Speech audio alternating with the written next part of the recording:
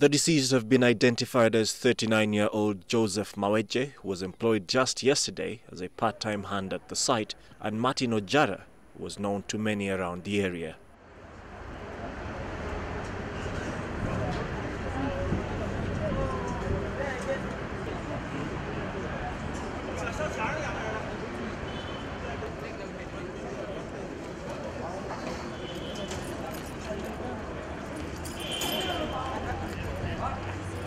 According to police, the soil type could have been too weak to hold the building's weight, thus buckling under pressure from it. Investigations will show us the exact cause, but the officers that did this told us that the texture of the soil could have led to the collapse of the building, because there is a lot more difference.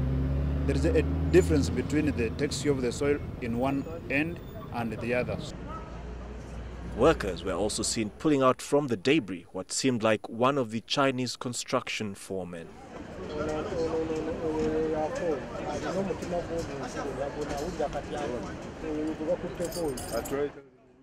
Almost every year, Kampala and its environs register a number of incidents, especially at construction sites such as this, claiming several lives in the aftermath.